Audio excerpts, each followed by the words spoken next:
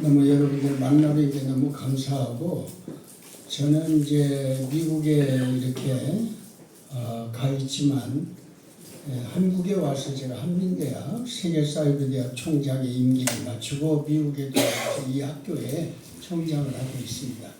있는데 지금 우리가 이제 이 일본 비전교회 제 마음에 있었던 것은 선교 때문이었습니다. 저희 학교는 열방을 위한 교육 선교와 그 기회를 제공하는 학교로, 지금 동남아 지역은 지금 진 선교회라고 하는 파트가 12군데를 지금 움직이고 있고요.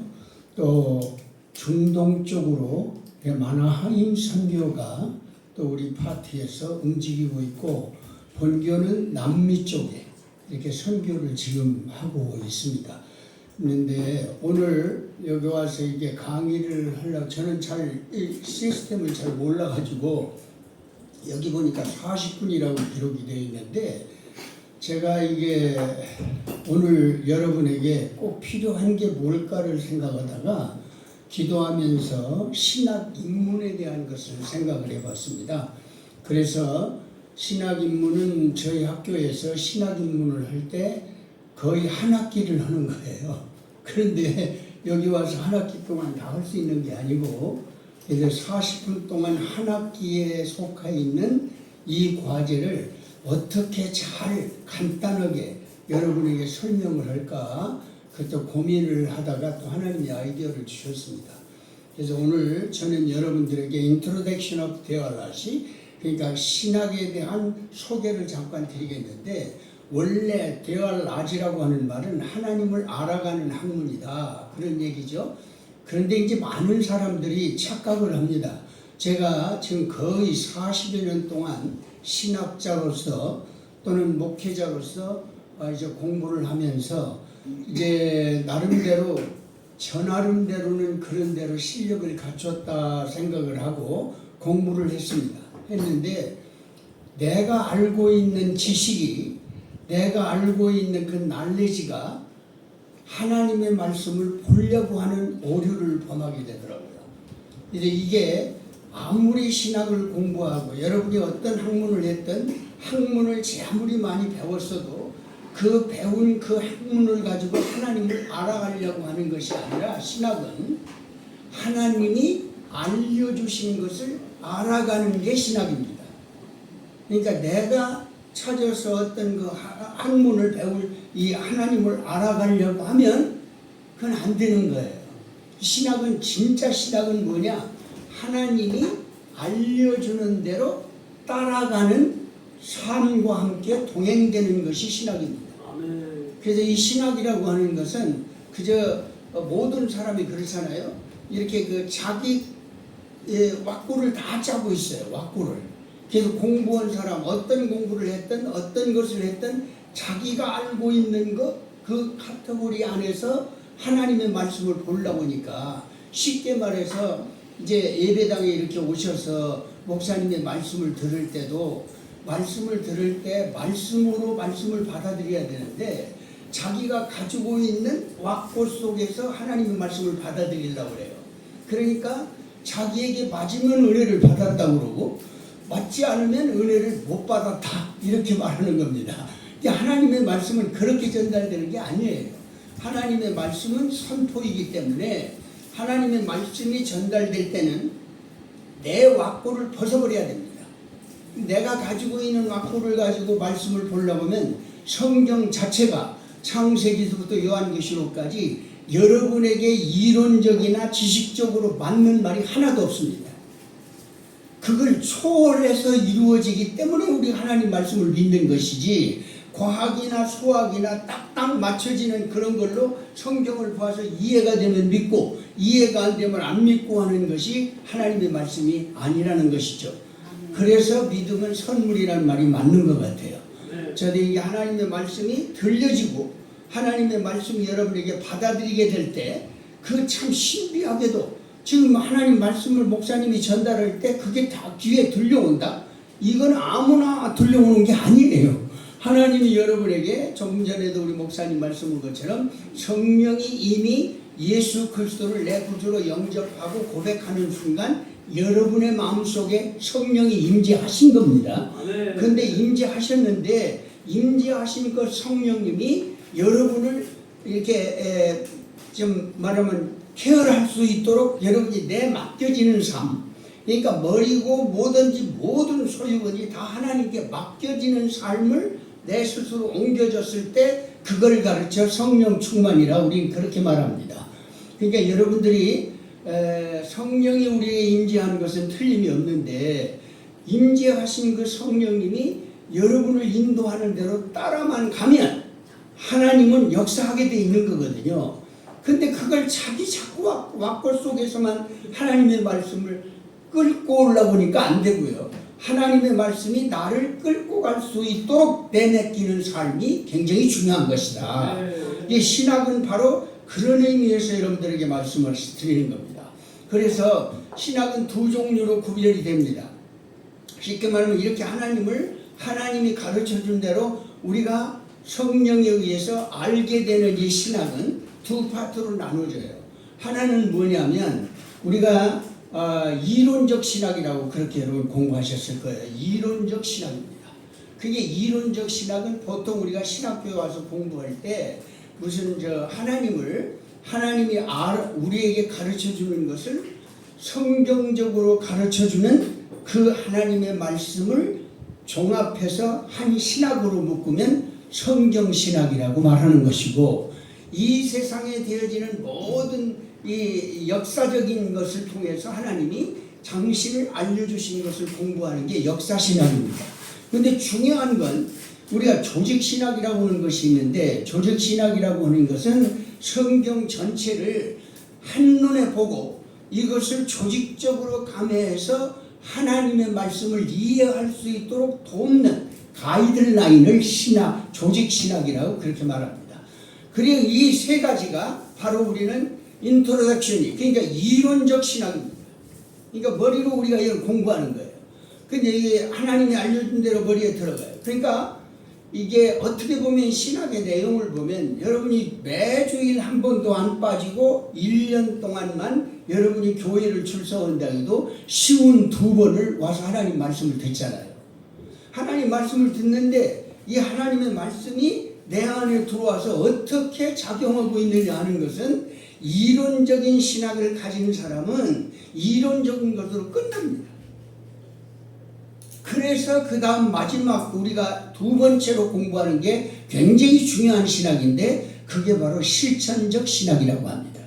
이게 바로 아답트된 데알라지, 그러니까 받아들이고 삶으로 옮겨지는 것, 그게 굉장히 중요하다는 거예요. 이론적으로 아무리 알아도 100가지를 알아도 아는 그 신학이 삶으로 옮겨지지 않으면 그 신학은 죽은 신학이에요. 요즘 이제 교회들마다 이제 제가 여기 와서 느끼는 건데요. 예배가 지금 오후에 드리는 예배인데도 정통적으로 완전 보수, 이제 쉽게 말하면 합동이나 고신에서 드리고 있는 이런 보수적인 그런 그 신학의 이 예배의 파라다임을 그대로 받아가지고 오시네요. 교회들이 요즘에 이 예배 패턴이 완전히 달라져 버렸습니다. 하나님의 말씀을 중심으로 해서 하나님이 원하는 예배를 드려야 되는데, 하나님이 원하는 예배가 아니라 요즘에 강단이라고 하는 게 하나님의 말씀을 선포해야 되는 가장 중요한 말씀이 우선이 돼야 되는데 사람이 우선이 돼 나타나고 있습니다. 이게 지금 이제 결정적으로 지금 신학자들이 말하는 문제점 중에 하나고요. 두 번째는 어떤 거냐면, 이 교회가 지금 문제가 되는 게 뭐냐면 예배가 연극장이 됐어요. 진짜 여러분 하나님 앞에 예배를 드릴 때 신령과 진정으로, 오늘 목사님도 장로님도 기도하실 때 보니까 신령과 진정으로 예배해야 된다고 하잖아요. 그러니까 신령과 진정이 뭐냐? 신령과 진정이라는 게 뭐냐? 마음에 거짓 없이 하나님의 영으로 하나님 앞에 예배를 드려야 되거든요. 예배를 성령이 인도하시는 대로 진실이 그 성령님과 마주쳐졌을 때, 다시 말하면 거룩한 성령이시기 때문에 거룩한 그릇에 성령이 역사하십니다. 그러니까 이게 참 굉장히 중요한 일이죠. 그래서 이렇게 돼서 하나님 앞에 예배드릴 때 예배를 받는 것이지, 예배라는 자체는 사실 우리나라 말로 말하면 제사라는 말하고 같은 말입니다. 제사. 제사라고 하는 것은 제사를 지낸다 할 때는 반드시 제물이 있어야 되는 거 아닙니까? 제물이 될 때, 제사 드릴 때 제물이라는 것은 반드시 죽지 않으면 제물이 안 돼요. 죽은 것이 올라가는 거죠. 그런데 이 제사상에 올려놓은 다 죽었다고 해서 조기며 풀이며 모든 걸 다 죽어가지고 제사상에 올려놨는데 절을 하려고 하니까 조기가 펄떡 뛰었다. 그러면 그 어떻게 될까요? 그건 예배가 아니에요. 그 제사가 아닙니다. 잘못된 제사죠. 근데 우리가 예배를 드리면서 여러분이 그냥 이제 우리가 지나가는 말 같지만 굉장히 중요한 의미를 갖습니다. 여러분과 나는 지금 하나님 앞에 제물로 바쳐지는 시간이 예배다 그 말이에요. 근데 아직도 내 성깔이 살았고 내 욕심이 살았고 탐욕이 살았고 뭐 여러 가지 죄를 많이 졌죠. 그러나 우리가 회개하고 정말 하나님 앞에 본이 되는 삶으로 하나님 앞에 바쳐드릴 수 있는 대제물, 그걸 로마서 12장에 산제물이라고 말하고 있습니다. 산제물이야. 살아있는 내가 아직 죽지 못한 것을 죽여놓고 죽은 제물이 되어 하나님 앞에 바쳐졌을 때 그 제물을 받으신다. 그래서 이사야 같은 데를 보면 이사야가 그런 말합니다. 나한테 그저 엉터리 같은 그런 제물 갖고 오지 마라. 죽은 제물을 갖고 오라는 거예요. 내가 죽지 않으면 제물이 안 되지 않습니까? 이 신학을 공부하는 사람도 마찬가지입니다. 아무리 신학을 공부해서 몇 수십 년을 연구해가지고 학사를 받았다 할지라도 그 말씀 자체에 따라 내 자신이 죽어진 제물이 안 되면 그거는 아는 거에 끝나는 거예요. 그래서 여러분 현대병 가운데 가장 큰 병이 뭐라고 그랬죠? 미국에서 나온 말이에요. 미국에 오신 분들이 많이 계시지만 여러분 미국에서 나온 말입니다. 이게 빌리그램 센터에서 그 팜프레트에 크게 나온 말이에요. 현대병 가운데 여러분 무슨 병이 제일 큰 병입니까? 암입니까? 정신병입니까? 아니에요. 안다고는 지식병입니다. 아는 게 병이에요. 지금 이 교회가요, 우리 성도들도 그렇고요, 목사님들도 너무 많이 알아가지고요, 아는 게 병이 돼가지고 하나님의 말씀을 젖혀놓고 아는 거 가지고 하나님 말씀을 이끌어가려고 그래요. 그러니까 이게 지금 아주 모순적인 이런 어려움에 우리가 좀 빠져있다. 다시 오늘 여기 와서 이제 느낀 겁니다. 예배 자체도 여러분이 다시 복구를 해야 돼요. 거듭난 그런 삶으로서의 우리가 이런 삶을 살아가면 여러분이 그 흔히 우리가 잘 알고 있는 말씀이지만은 우리가 히브리서 12장 4절을 보면 이런 4장 12절인가요? 하나님의 말씀은 살아있고 운동력이 있다. 근데 어떻게 운동하냐? 좌우 날선 분보다 예리하게 하나님 말씀이 움직인다. 근데 그 말씀이 움직일 때 어떻게 칼날같이 역사하냐면 우리 혼과 영과 관절을 쪼개기까지 하신다. 살아있는 말씀으로 믿느냐 안 믿느냐는 거죠. 중요한 것은 여러분 우리가 신학 공부도 그렇고 예배를 드리는 여러분의 자세도 그렇고 문제는 하나님의 말씀을 믿느냐 안 믿느냐입니다. 믿는 사람은 분명히 하나님의 말씀을 믿을 때 우리가 구원의 서정에서도 우리가 배우는 거지만 마음으로 믿어 뭐 해야 구원받는다고 그러죠? 입으로 시인하여 구원에 이른다고 말하잖아요. 근데 제가 헬라어를 공부하다가 이런 걸 느꼈습니다. 마음으로 믿는다. 마음으로 영접한다. 예수님을 마음으로 받아들였다. 거기까지는 이해가 참 쉬워요. 근데 입으로 시인한다는 말은 나는 이걸 몰랐어요. 그냥 입으로 예수님은 내 구주입니다. 이렇게 시인하면 되는 건 줄 알았어요. 근데 그 내용인즉 나의 삶이 내 모습을 통해서 드러내는 것이 바로 시인하는 겁니다. 여러분 하나님 말씀이 내 속에 들어왔으면 이 말씀이 내 입을 통해서 시인을 해야 되는데 어떻게 시인합니까? 나는 이런 사람이어라 나를 보여지는 것으로 시인이 돼야 된다 이 말이에요.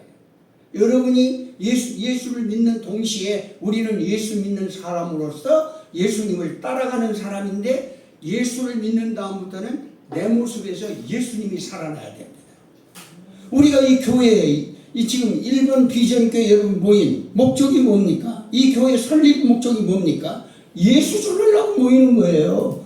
예수 빠지면 아무 소용이 없는 거예요. 아무리 귀한 단체일지라도 예수 없는 단체는 소용이 없습니다. 예수가 있는 거예요. 그래서 그걸 가르쳐 우리는 복음을 전한다, 말씀을 전한다, 또는 예수님을 전한다, 이런 말로 표현하는데, 아까 우리 목사님이 잘 말씀해 주셨어요. 여러분, 하나님의 말씀이 바로 육신이 되어 오셨다고.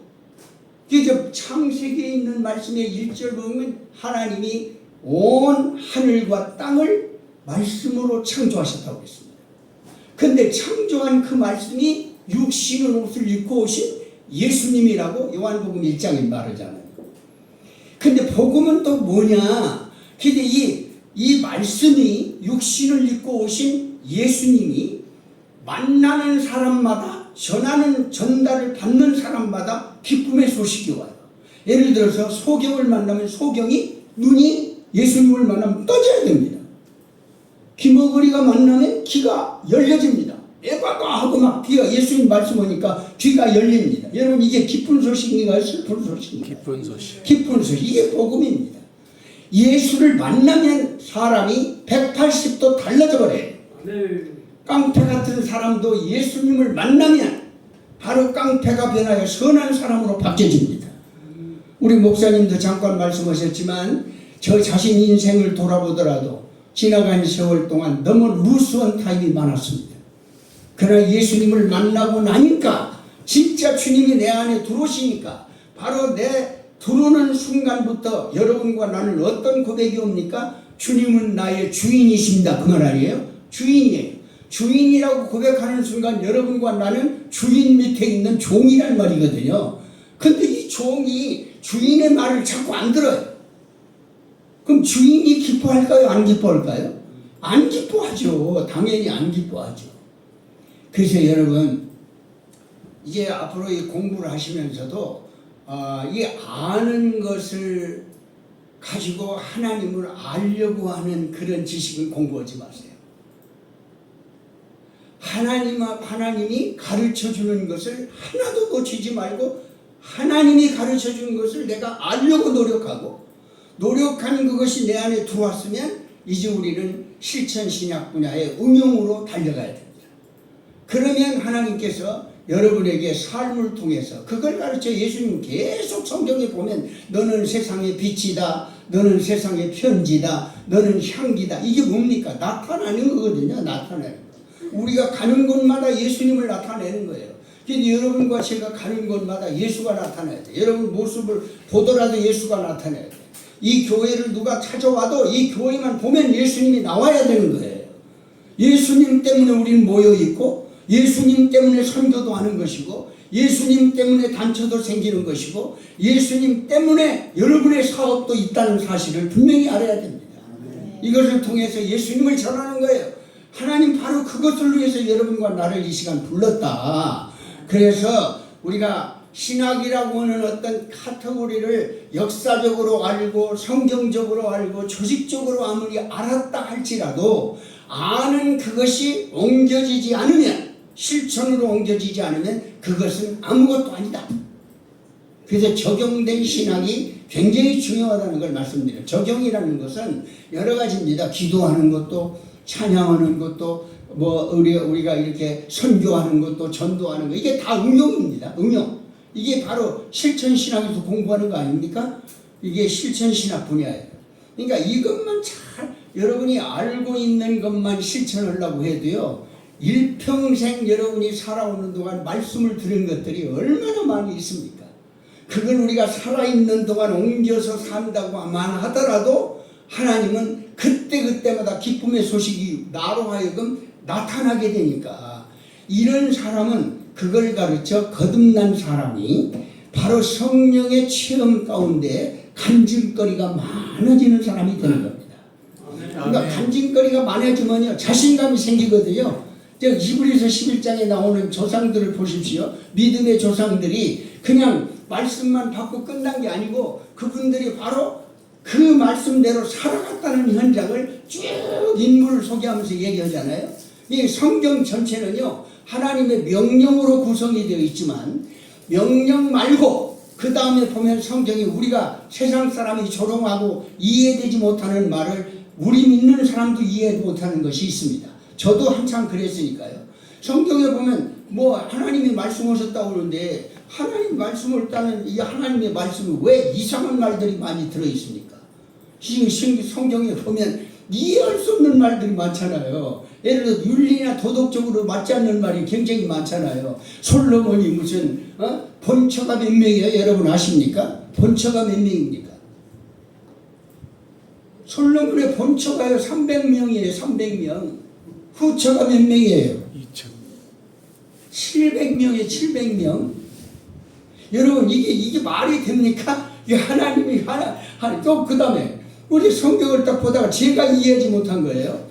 자, 하나님이 이제 히브리 백성을 세웠는데 그 중에 그 가장 거두되는 사람의 이름이 유다입니다. 유다. 그죠? 유다에 유다 지파가 있지 않습니까? 근데 유다라고는 그 사람이 며느리 오고 간통을 해가지고 아기를 낳았다? 여러분 이런 성경에 이게 도대체 이해가 되는 말입니까? 안 되잖아요. 왜 이런 말씀이 기록이 되어 있을까? 그래서 성경은 신학적인 입장에서 두 측면으로 봅니다. 하나는 하나님의 말씀의 명령으로 기록된 말씀이고요. 두 번째는 어떤 말씀이냐면 교훈으로 된 말씀입니다. 그래서 말씀대로 순종하며 살아갔던 사람의 얘기가 쫙 되어 있고요. 말씀을 불순종하며 살아갔던 사람들의 행적이 쫙 나와 있습니다. 그리고 결과를 얘기하고 있어요. 하나님의 말씀대로 순종하며 살아갔던 사람들은 이렇게 변화를 받아 그 자손들이 이렇게 살아갔다. 근데 불순종하고 예를 들어 솔로몬이 뭐 그렇게 하나님의 말씀 가운데서 말씀을 보면 일부일체잖아요. 한 남편이 한 아내를 얻어 한 몸이 될지라 그게 하나님 말씀이에요. 그러면 다른 그 처가 많다고 하는 말은 벌써 성경이 어긋난 말이잖아요.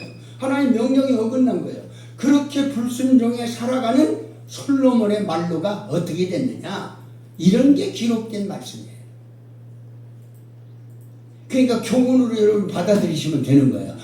나도 저런 사람이 그랬으니까 뜨거우면 이런 말 하잖아요. 뭐 다윗도 그랬는데 또 뭐 솔로몬도 그랬는데 유다도 그랬는데 성경에 보면 수 없는 사람이 다 그렇게 잘못된 사람이 많은데 내가 좀 하나 잘못하면 어때? 그게 아닙니다. 하나님 말씀은 두 가지 양상으로 명령은 무조건 순종해야 되지만 교훈으로 준 말씀은 그 명령에 따라 살아간 사람과 살아가지 못한 사람의 결과를 우리에게 주는 말씀입니다. 그래서 여러분이 이런 공부를 할 때에도 이런 부분에 대해서 정말 조금 주의 깊게 생각을 하시면 될 것 같고요.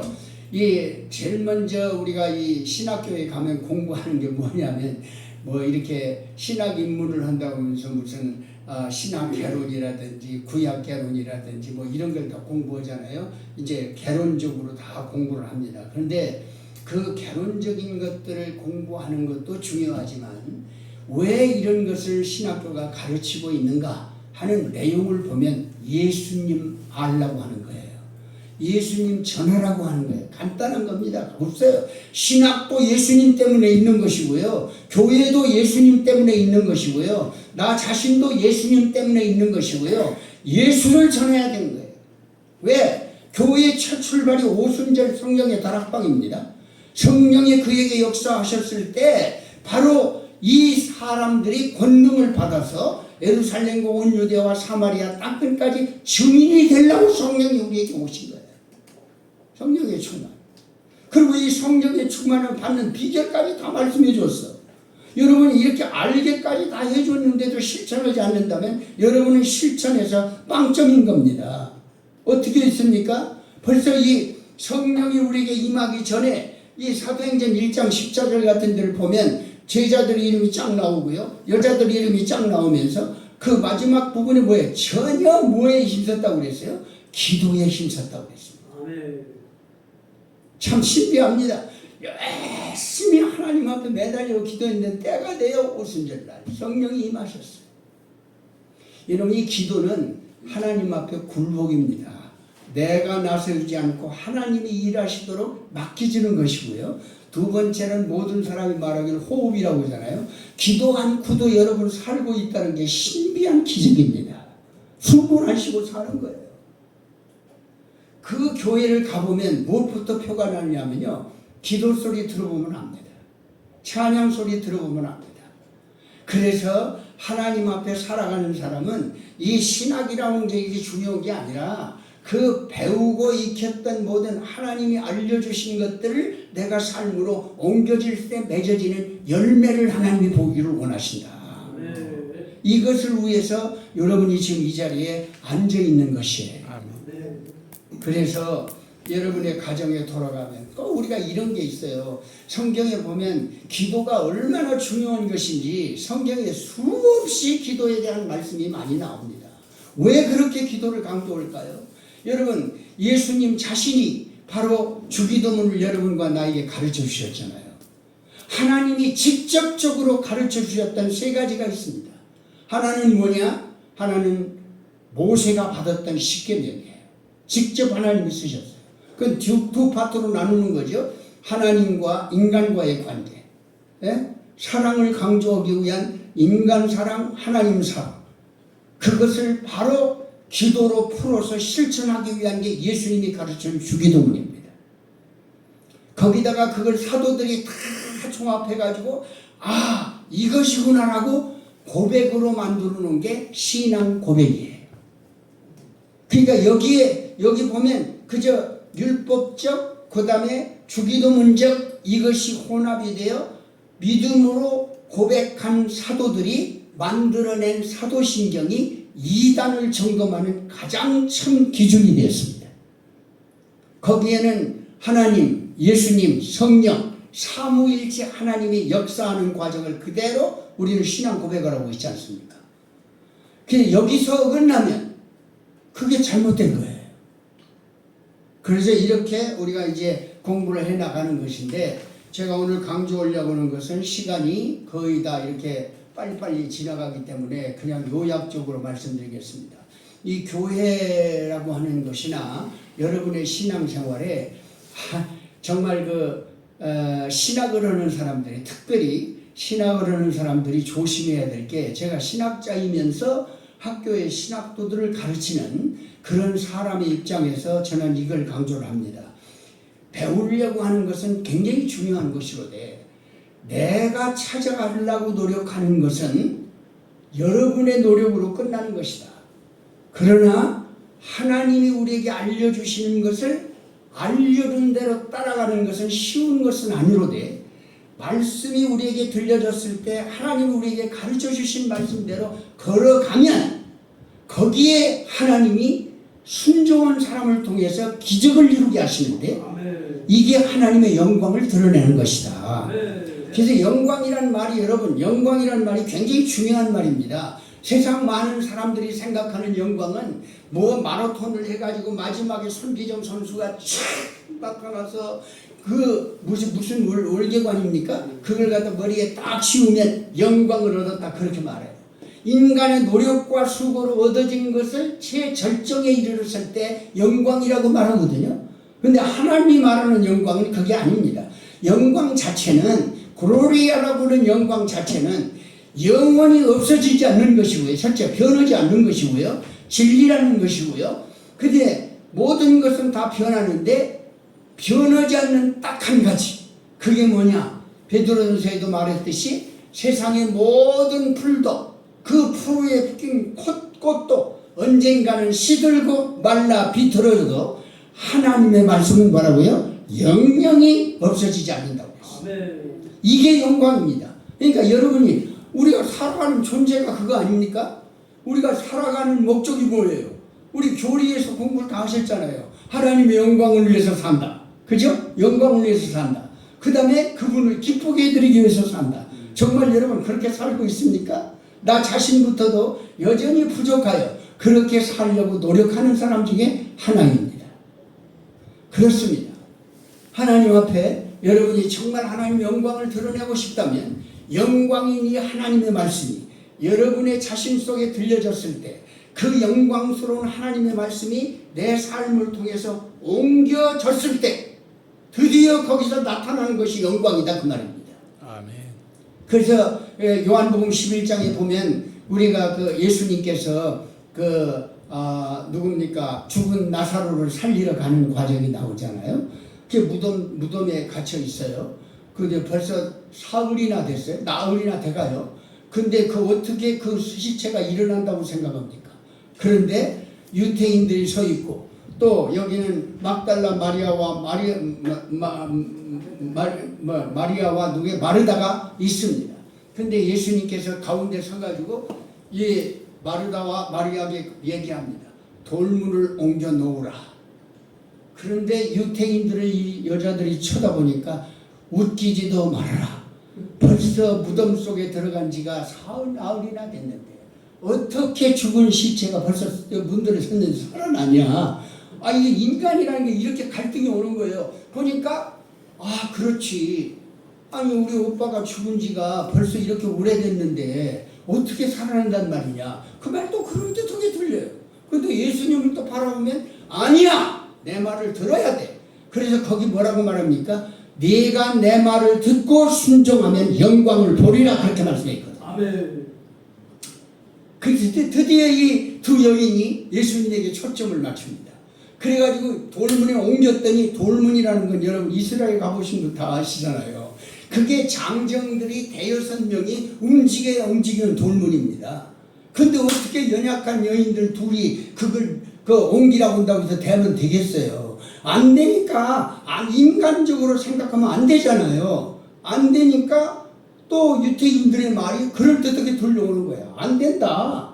예수님을 보니까 또 된다 이렇게 말하네. 그러니까 예수님의 말씀을 드디어 순종함으로 나사로가 죽음에서 일어남으로 하나님의 영광이 드러났습니다. 아멘. 이 말은 무슨 말입니까? 하나님의 말씀을 100번을 들어도 이 하나님의 말씀이 여러분에게 순종하게 되면 그 말씀의 영광이 나타난다니까요. 믿음으로 정말 이 하나님 말씀을 여러분이 옮겨버리면 옮기는 즉석에 예수님이 나타나요. 아멘. 이게 복음입니다. 이것을 여러분들이 정말 알고 이제 그 옛날 이런 사고방식을 빨리 바꿔야 돼요. 그래서 두 가지 양상을 여러분에게 정리하고 끝마치려고 합니다.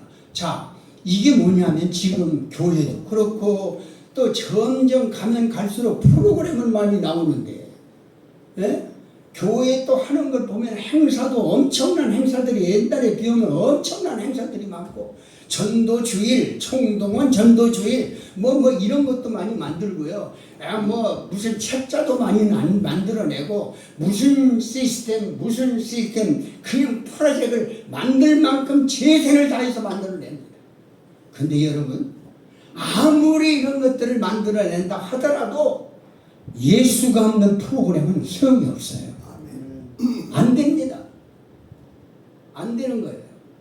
지금도 한국교회가 지금 여러분 마녀교회가 지금 2, 3년 안에 없어졌다는데 여기 일본 비전교회는 세워졌잖아요. 할렐루야. 아멘. 여러분 앞으로 계속해서 세워지는 교회가 되기를 원합니다. 아멘.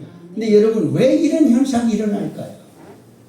하나님의 영광이 나타나야 되는데 하나님의 영광이 안 나타나. 사람이 너무나 많이 나타나고 있어. 사람이 나타나. 그리고 숫자가 막 나타나. 그리고 막 어떤 파워게임 모임의 단체 또 어디 WCC에 가입한다든가 또는 WAC에 가입한다든가 NCC에 가입한다든가. 왜냐하면 정치적으로 봤을 때 거기를 가입해야 파워가 있거든요. 힘이 있거든요. 목사님들끼리 모여가지고 어떤 파워 영성을 예수가 없는 그런 모임은요 하나님이 기뻐하지 않습니다. 아멘. 죄송합니다. 여러분 중에는 어떻게 생각하는지 모르지만 저는 철저하게 이런 면에 반대 입장에 있는 사람이기 때문에 이제 말씀을 드리는 거예요. 생각해 보세요. 나 그걸 보고 기절초풍을 뻔했어요. WCC 워십 서비스라고 해서 그걸 비디오 다 나왔잖아요.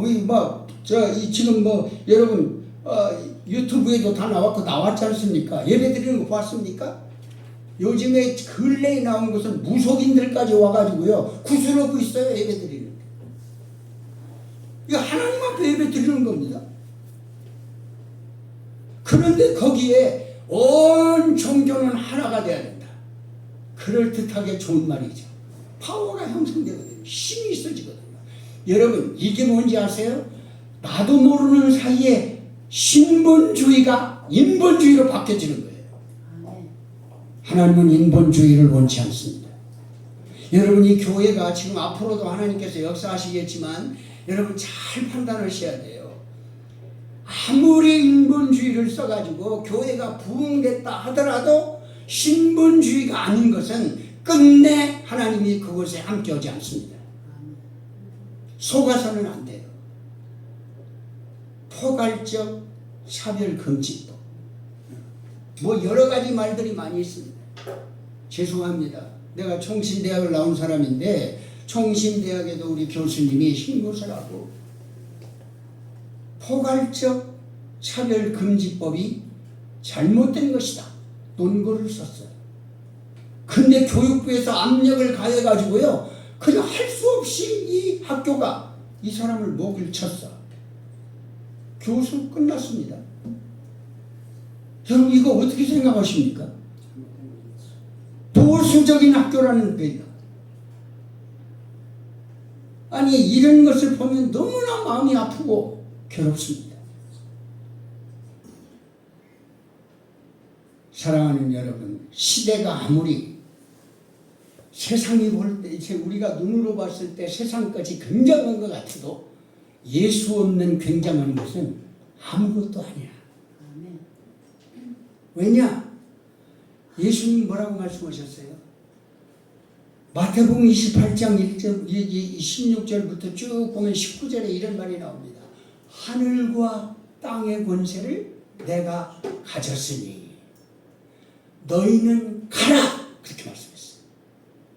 여러분, 여러분과 나를 향해서 지금 여러분 가라 명하신 그분이 누구라고요? 하늘과 땅을 모든 권세를 가지신 분이 내가 명을 받고 있는 예수님이랍니다.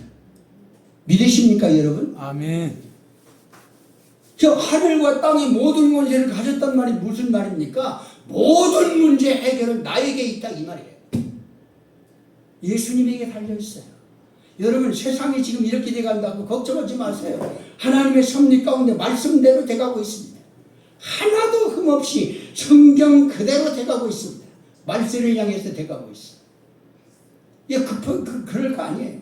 이 성경을 보면 뭐 그렇게 지적한 것은 아니지만 앞으로 되어지는 정보나 모양의 변화가 급속도로 달라지는 이런 현상이 우리에게 다가올 것을 이미 다 말씀하셨어요. 여러분 이제 여러분 세상적으로 그렇습니다. 앞으로 치매 걸린 사람도 걱정할 게 없대요. 왜냐? 치매하는데 간단합니다. 수술 한번 하고 거기다 칩을 집어넣으면 AI가 다 조정을 해요. 걱정할 거 없어요. 그럼 우리는 나도 모르게 그냥 우와 하고 그걸로 쏠려갑니다. 여러분 세상을 보면요 바울이 그런 걸 다 고백하면서 마지막 느낀 고백이에요. 보이는 것은 잠깐이요 보이지 않는 것은 영원한 것이다. 여러분과 나의 족보는요 이미 빌립보 3장 20절에 말씀한 것처럼 우리의 족보는 이미 이 세상에는 살고 있지만 여러분의 시민권은 천국에 있다고 했어요. 확실히 여러분 천국 가는 거 믿으십니까? 네. 겁날 게 뭐가 있어요. 겁날 게. 지금 저는 이제 총장 생활을 한다고 하지만 여기 지금 내가 한국에 와서 7년 동안 있으면서 세계 사이버대학을 만들 때 많은 고통을 겪었습니다. 그러나 감사한 것은 하나님이 하셨어요. 그래서 우리는 여기 지금 전도 갔다 오셨잖아요. 이야 여러분 간증거리를 가장 많이 만들어낼 수 있는 도구가 전도더라고요. 전도를 하다가 보니까 별 시원한 일이 많이 일어나요. 저는요 우리 이제 학교에 여기 한국 사무소에 차가 있습니다. 가능한 차가 1호를 안 탑니다. 왜냐? 이 이 버스를 타도 그렇고요, 열차를 타도 그렇고요, 어디를 가도 이 큰 차만 타고 다니면 사람이 벅실거려요. 그 사람들 만나면 내 옆에 반드시 사람이 있어요. 예수를 전해야죠. 예수를 만나야 나같이 저 사람도 예수를 만나면 구원받을 수 있는데, 그러다 보니까 간증거리가 너무 많아요. 오늘도 보니까 뭐 다 말씀을 못해서 그렇지 전도하다가 부딪히는 거 너무 많습니다. 어떤 사람은요, 나는 그 사람이 누군지 모르잖아요. 막 전도하다가 보면. 근데 벌써 그 말소리 딱 들어보면 오늘 재수 더럽게 없나고 일어나서 다른 데로 가요. 이 악한 사탄에 의해 영에 휩쓸린 사람들은요, 벌써 예수의 영이 왔는지 안 왔는지 벌써 다 알아요. 귀신도 마찬가지입니다. 지금 여기 이제 일본 비전교회 성도가 진짜인지 가짜인지를 알아보려면 귀신 들린 이 구토는 데 가보면 알고요. 또 점치는 데 가보면 압니다. 만약 귀신 들린데 그 굿을 하고 있는데 여러분이 가서 앉았는데 굿이 잘 된다? 그러면 그 사람 문제가 있는 거예요. 이상합니다. 이 세상에 이 악한 사탄을 이길 수 있는 권세는 세상에 아무것도 없습니다. 물질로 이길 수 있을까요? No. 안 됩니다. 권력으로요? 안 됩니다. 그런데 이 사탄의 권세를 이길 수 있는 것은 유일하게 예수 그리스도 이름 위에는 없습니다. 그래서 예수 이름으로 가면 그냥 그 믿음 가지고 가면요, 전개가 안 나와요.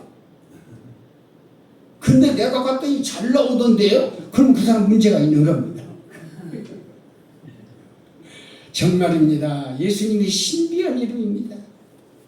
저는 언제 시간이 되면 이런 이야기 저런 얘기도 하면서 참 이렇게 좋은 시간을 좀 많이 가졌으면 좋겠는데요.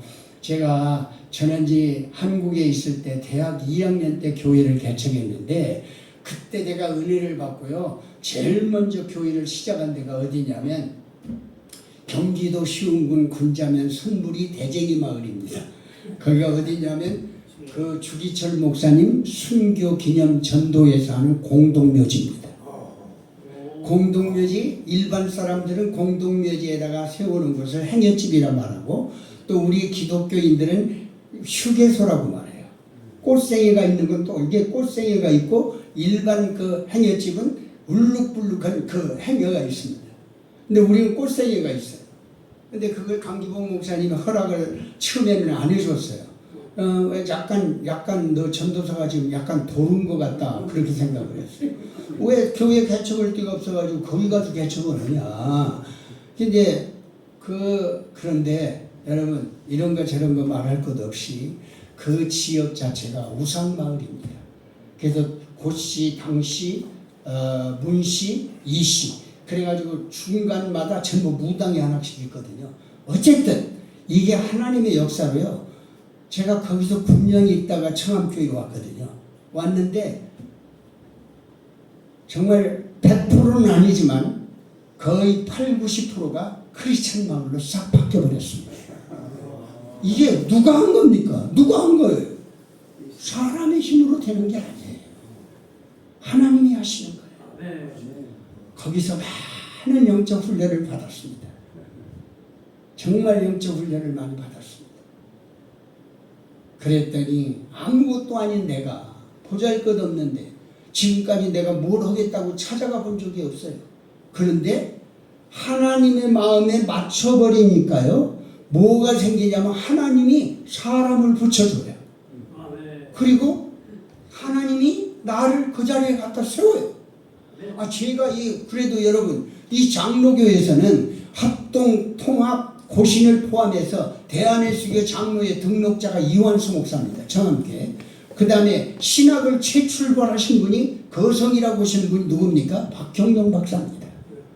제가 박형용 박사에 내가 사서가 됐다, 청암교회에 내가 담임 목사로 갔다, 내가 찾아본 적이 없어요. 하나님이 세우시더라고요.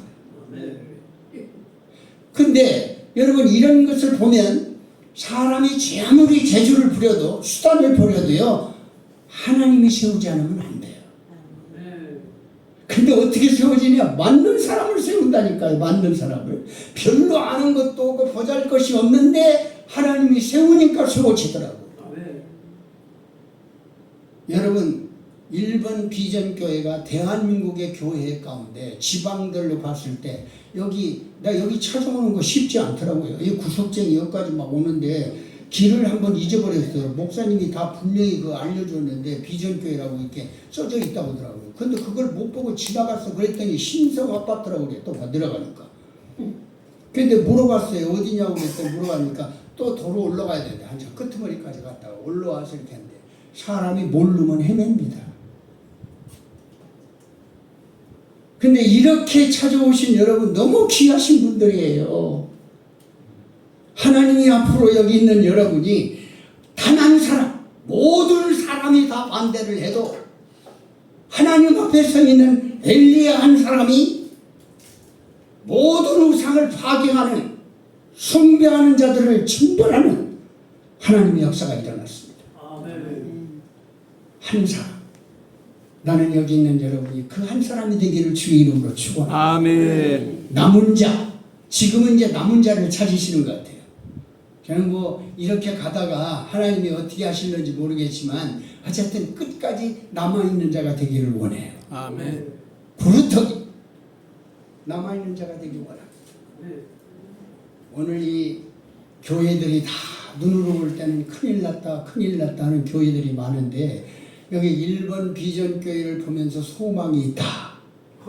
이런 긍지를 가지시고 하나님이 함께 동행하는 하나님이 역사하는 그런 교회가 됐으면 좋겠습니다. 아멘. 그러려면 성령의 충만함을 받으십시오. 아멘. 그리고 성령의 충만함을 받으려면 무식해도 괜찮아요. 하나님 앞에 엎드려 기도하는 교회가 되시길 바랍니다. 아멘. 그러면 성령이 우리에게 임하실 뿐만 아니라 성령이 우리에게 권능을 주셔서 그렇게도 주님이 원하시는 예루살렘과 온 유대와 사마리아 땅끝까지를 예수의 증인으로 살아가는 성공된 여러분의 인생의 길에 장래가 분명히 하나님 앞에 언약적으로 보장되어 있는 축복을 받게 될 줄로 믿습니다. 아멘. 기도하겠습니다.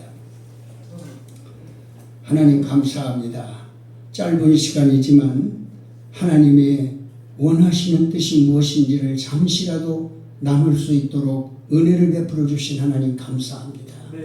하고 많은 교회가 있지만 여기 일본 비전 교회를 보게 하시니 감사합니다. 정말 이 교회가 비전 있는 교회가 되게 하여 주시옵소서. 정말 우리가 이러기 위해 마지막 때 하나님이 쓰시는 교회가 되기를 진심으로 원합니다. 그래서 이 교회를 통해서 하나님의 영광이 드러나기를 원하는데 하나님이 우리는 부족하고 연약해서 하나님 우리는 엎드려 주님을 부를 수밖에 없고 눈을 들어 산을 보라 그 도움이 어디서 올고 여호와께로라고 하는 말씀을 고백할 수밖에 없습니다. 하나님이여 이 교회를 축복하여 주시옵소서. 아멘. 그래서 이렇게 마지막 때 정말 주의 복음을 증거하고 싶어 몸부림을 치는 이 교회 이 일을 성공적으로 승리적으로 이끌어갈 수 있도록 막혀진 모든 것들이 뚫어지기를 원합니다. 아멘. 하나님 거치는 것들이 무너지기를 원합니다. 막힌 것이 뚫어질 뿐만 아니라 하나님 이 교회를 통해서 가로막고 있는 휴장이 위로부터 아래로 찢어지는 기적을 통해 주님의 법궤가 나타나게 하여 주시옵소서. 아멘. 예수님의 이름으로 기도합니다. 아멘.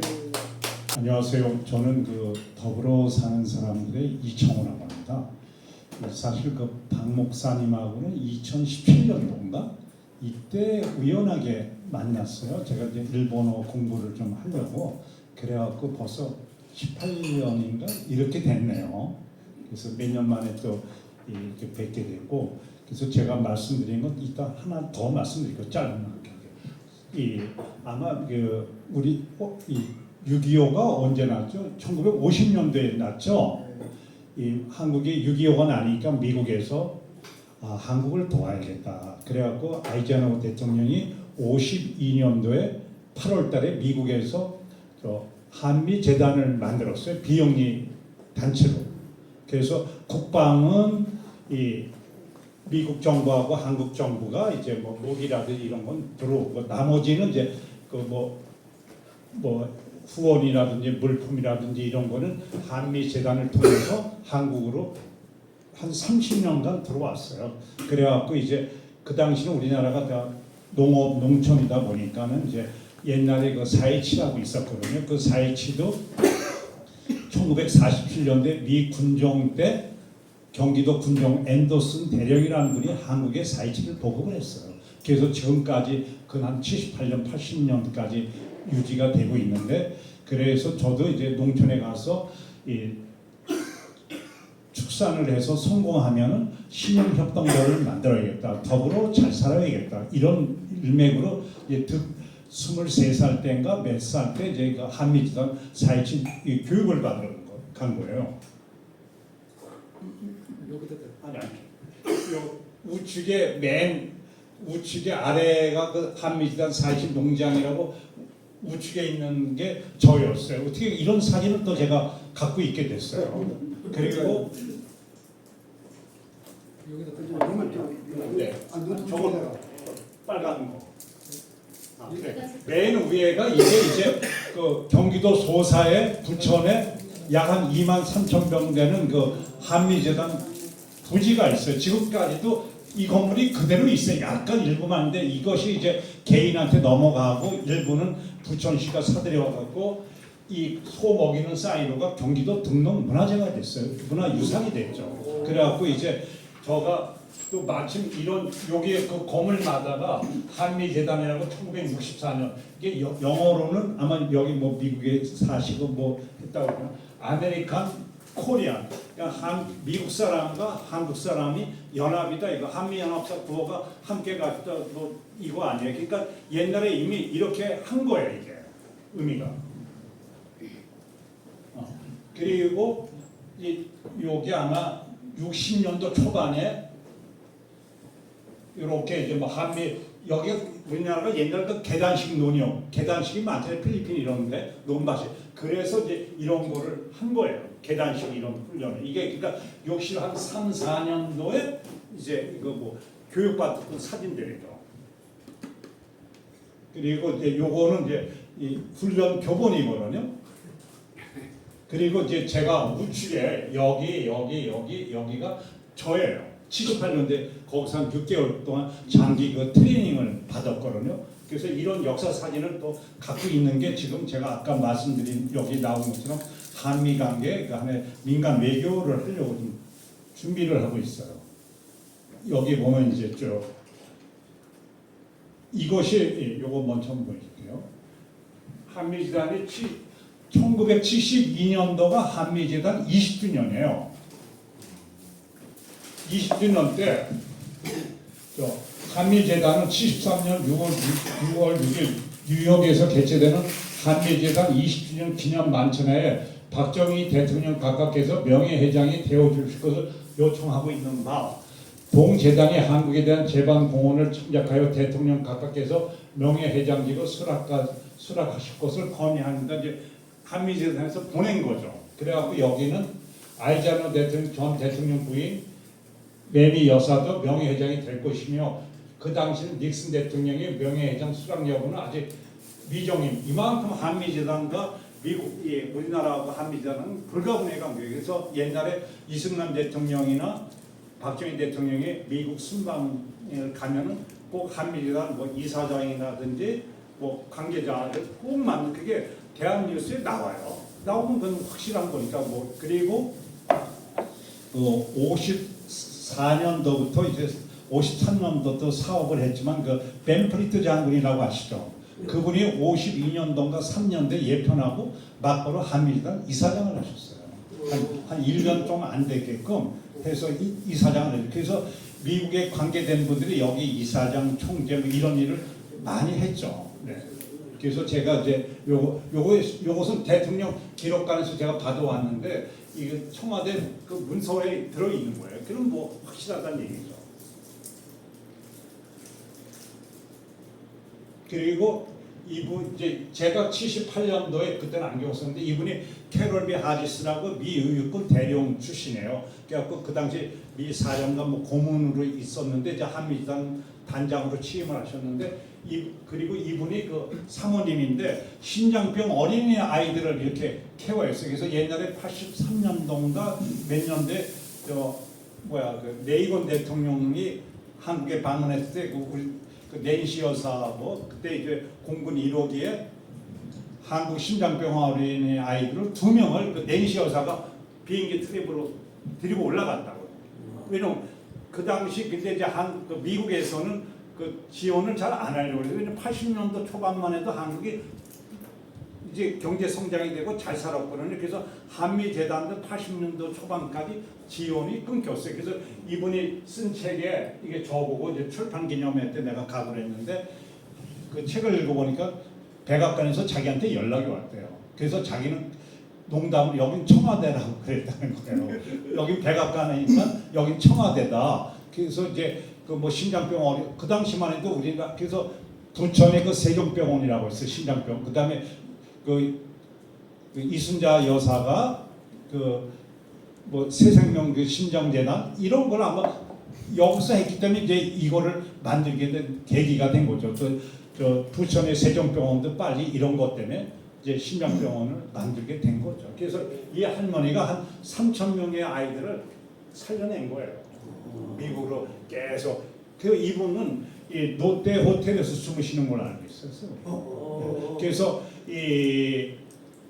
그 당시 그 김영세 사장인가 그런데 김세영 그 누구야 그 김현철 씨 알죠?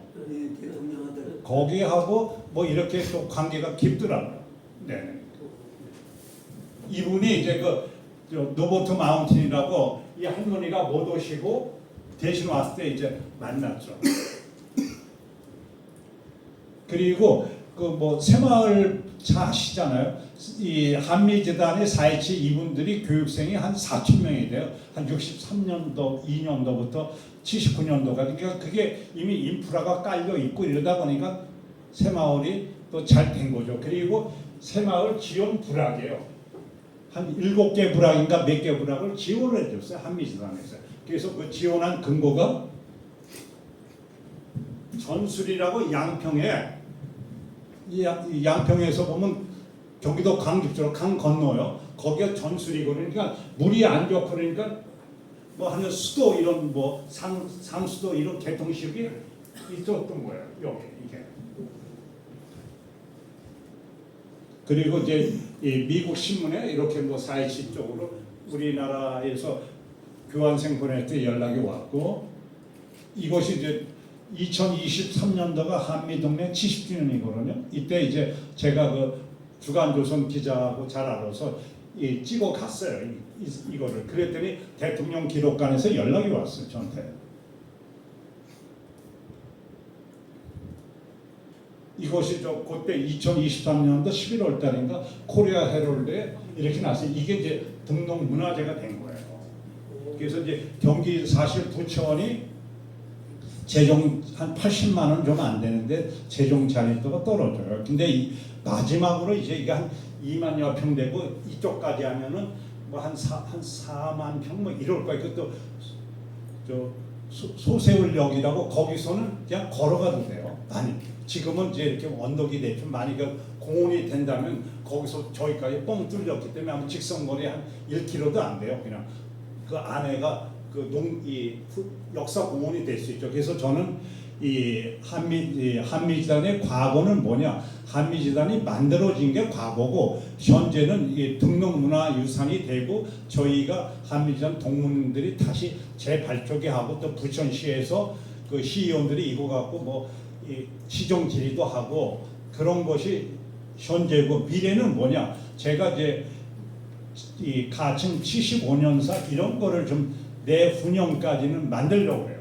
뭐 자료가 제가 한 사과 상자로 큰 상자로 한 4상자를 갖고 있어요. 우연하게 또 이 동문회가 10년 하다가 80년대 문을 닫았고 함재도 그때 우리 선배님이 야 니네들 일단 둬라. 그래서 제가 그 상자를 3상자를 뒀다가 또 한 번 이 4.27 보급하셨던 분이 그 앤더슨 대령의 통역관이 4, 5년째 돌아가셔서 90이 넘었는데 그분은 한국분이죠. 그래서 그 아들을 연락을 해갖고 자료를 사과상자 한 상자를 갖고 그분 군복 입은 사진부터 있어. 그게 아마 47년도나 뭐 이때 돼도 어마어마한 사진 그 자료 같은 게 있거든요. 그래서 그거 갖고 사실 우리가 그리고 교육생이 4,000명이고 장학생이 1,000명이에요. 한국에서. 근데 옛날에 그 대우 힐튼 호텔 아시죠? 서울역 앞에 그곳을 김종성 씨인가 누가 그분이 김우중 씨 경기고등학교 1년 선배인데 이분이 미국에 가서 50년도 초반 6.25 나고 나서 유학 가갖고 거기서 한미재단 장학금을 받았어요. 그 다음에 연세대학교 총장했던 김병수 총장님, 전 90이 넘었는데 그분도 한미재단에서 저걸 받은 거예요. 그리고 또 김명호 교수님이라고 얼마 전에 돌아가셨어요. 연대 의대 교수. 그분도 하고 뭐 그러니까 지금 살아생전에는 저기 박희천 목사님이라고 내수동 교회 아시죠? 그분을 제가 작년도에 만났거든요. 그분이 60년도에 늦게 미국 유학을 가는데 그때 뭐 배편 그래서 한미재단에 연락선을 타고 가셨다고. 그만큼 그리고 한미재단이 무기만 빼고 안 한 게 없어요. 뭐 기차까지도 보내주고요. 뭐 버스, 뭐 독립문후에 그 영천 쪽에 그 주택 아파트 짓는 거, 철도 이 고인목 있잖아요.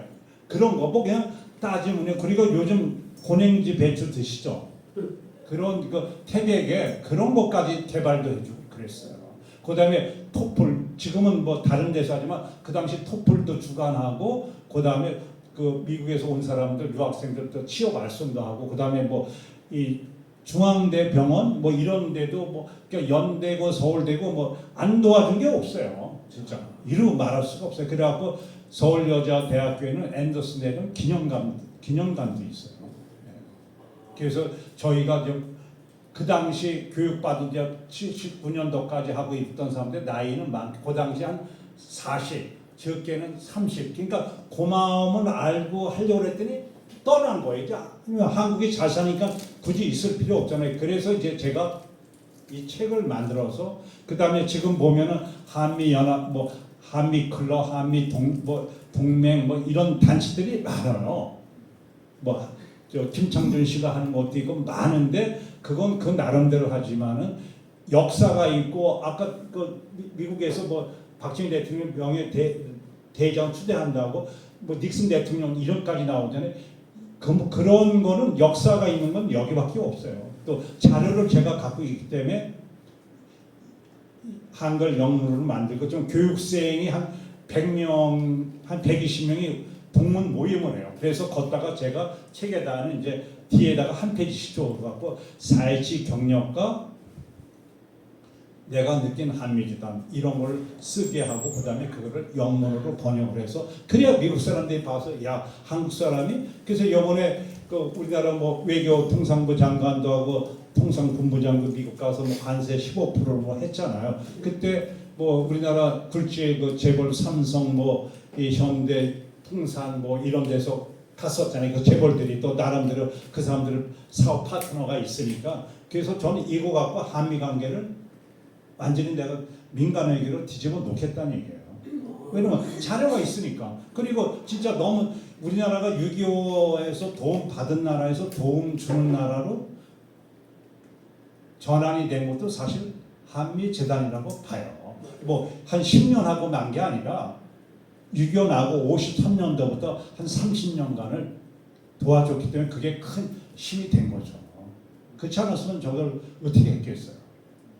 근데 우리도 이제 어떤 사람이 흔히 자기가 옛날에 뭐 기차를 몰래 탔다고 그러잖아요.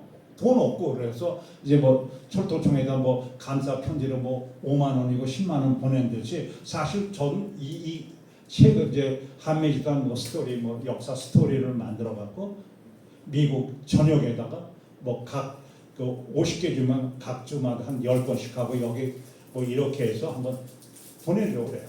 그래서 진짜 한미 관계를 그래서 이제 어차피 트럼프 대통령 있을 때 아마 책이 만들어지겠죠. 내년이나 후년쯤에 그러면 진짜 뭐 그 대통령까지도 뭐 이렇게 축사를 받든지 뭐 다양한 방법으로 내가 좀 받아 언론을 통해 갖고 백악관 출입 기자 뭐 연결시켜 갖고 뭐 만들어 갖고 하면 뭐 안 오겠어요. 제가 전에 그 고이재미 주니치로 20년 전에 2001년도 그 평화 올림픽 월드컵 할 때 제가 누굴 통해 갖고 친서가 우리 집으로 왔어요. 그래서 그거 보고 할 수 있겠구나. 뭐 이런 생각이 들었죠. 그래서 사실 고마움은 우리가 늘 가지고 있어야 되지 않나. 근데 고마움 표시를 못한 거예요, 전혀. 근데 이제 제가 이제 이 역사책을 만들어 갖고 고마움 표시를 하려고요. 그래서 저도 또 그런 보람도 있고, 그래야 또 미국 사람들이 한국 사람들이 잊지 않는구나, 이런 거를 느끼게 해주려고. 그리고 제가 5분만 얘기할게요. 사실 제가 두 가지를 이제 하려고, 제가 뭐를 하냐면요, 2012년도부터 어려운 사람들한테 무이자로 돈을 빌려줘요. 얼굴을 안 보고. 물론 지금 카카오은행이나 모든 은행은 신분증 핸드폰으로 스캔 떠가면은 거기서 그거 보고 다 신용대회 하고 그러냐? 하고 빌려주지, 신용대출이니까. 근데 저희는 그렇게 안 해요. 어려운 사람을 상대로 하니까. 그래서 처음에 2012년도 1월 달에는 어디서 연락이 와서 100만 원을 빌려주려고 갔어요. 그 사람을 만났어요. 만나고 서류 받고. 근데 6월 달부터는 신문에 방송 나가고, 신문 동아일보에 나가고 SBS에 나가니까 그때부터는 전국에서 오니까 할 수가 없겠더라고요. 그때부터는 이제 전화 통화로, 홈페이지에 들어오고 전화 오면 전화 통화로 해서 지금 13년 동안 한 달 전까지 누적 40억을 해서 9,200명한테요. 그리고 저희가 돈만 빌려주는 게 아니라 뭐 안경도 해주지, 가발도 해주지, 뭐 치과 치료도 해주지, MRI 해주지, 또 뭐 그 조건이 되면 어떤 사람 뭐 100만 원, 200만 원도 저 신용합동작을 통해서 우리가 추천하고 선정이 되면 돈이 들어오면 우리가 그 사람한테 또 넣어줘요. 그래서 금융과 복지, 그리고 사실 옛날에는 동네 구멍가게 다 있었죠. 편의점 CU다 뭐 이런 거 없을 때는, 그때는 외상이 됐어요. 뭐 그 사람이 나보다 먼저 살았구나, 내가 그 사람보다 먼저 살고 눈도장 찍고 서로 이웃이라는 게 해서 뭐 내가 뭐 엄마나 아버지가 뭐 월급 타서 준다, 갯돈 타서 준다, 외상이 됐어요. 뭐 안 주는 사람도 있고 안 하는. 근데 그게 없어지고 다 편의점으로 생기고 났을 때는 외상이 돼요, 안 돼요? 안 되죠. 그때는 이웃이 있었고 신용사회가 있었어요. 근데 지금 신용사회가 있다고 볼 수가 없는 거예요. 없다고요. 그래서 우리가 그런 이웃, 전국의 이웃을 만들고 신용사회를 만들려고 지금 계속 하고 있어요. 그래서 하다 보니까 여기까지 왔어요. 그래서 아마 올해 한 8억 한 4천 정도 할 거예요. 그리고 요즘 어려운 사람이 많아가고요. 한 달에 우리 홈페이지에 지난달에 13,000명이 들어왔어요. 평균 한 달에 10,000명이 들어와요. 그러니까 이게 어렵다는 게, 우리는 그 숫자 보면 안 돼요.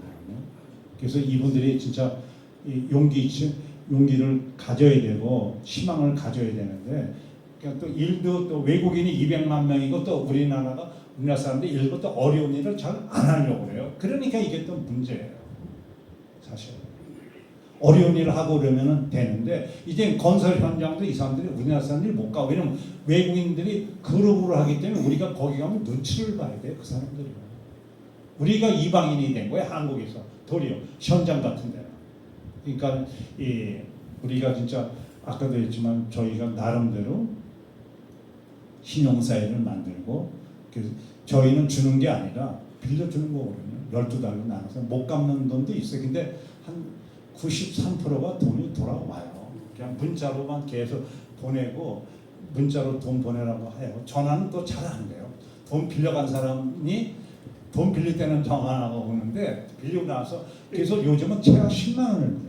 10만 원 빌려서 잘 갚으면 뭐 20, 30, 최고 300만 원까지 빌려줘요. 왜냐면 30만 원을 빌려줘서 10사람이 안 갚으면 300만 원이에요. 우리가 그동안 아마 작년도까지 누적하면 한 2억이 돈을 못 받아요.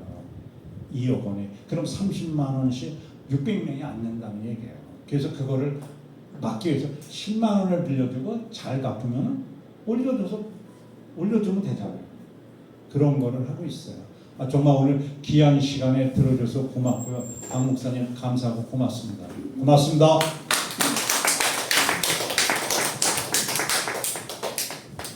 멋지죠? 네. 네, 큰 박수 한번 해주시고요. 끝났고 저쪽으로 앉으셔갖고 다가가면서 그냥 들은 이야기 또 생각